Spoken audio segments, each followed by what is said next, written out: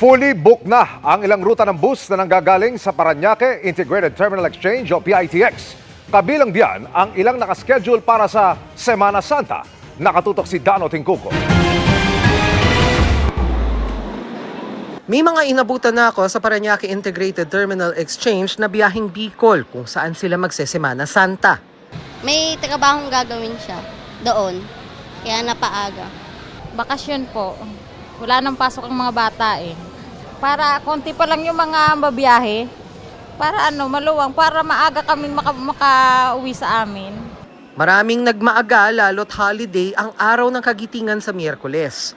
Because sa may holiday na sa in-between, no? Kaya naman baka na mapaaga yung pag-uwi ng ating mga kapuso.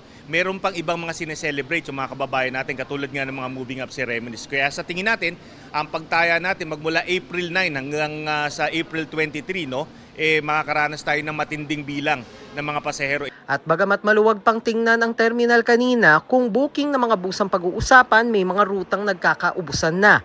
Tulad ng aircon bus papuntang Bulan, Sorsogon. Kaya nga si Edna na uuwi roon para sa graduation ng anak sa ordinary bus gugugulin ng 14 na oras niyang biyahe. Okay lang. Kasi yun na ang ticket na inisyu sa akin. Kesa wala ka Walang masakyan. Mas maluwag ngayon. Mas kunti ang pasahero kaysa noon kasi dito pa minsan natutulog yung mga mga pasahero. Kagabi pang fully booked naman ang mga biyahe pa Camarines Norte, Camarines Sur at Albay mula Lunes Santo hanggang Huwebes Santo. Kahit nga sa ordinary bus, may fully booked na rin mga biyahe pa Sorsogon at Albay. Ayon sa pamunuan ng PTEX, dagsa ng aabot sa 2.2 milyong pasahero ang pinaghahandaan nito. Mainam na rin nila na matatapyas na sa mga bibiyahe sa Semana Santa, mga umaalis na ngayon pa lang. Pero kahit magsabay-sabay pa mga pasahero, siniguro ng PTEX na sapat at tuloy-tuloy ang dating at alis ng mga bus para walang matenga.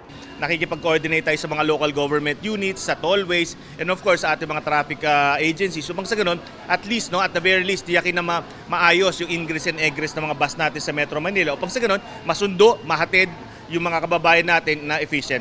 Para sa GMA Integrated News, Dano Tingkung, Nakatutok, 24 Oras.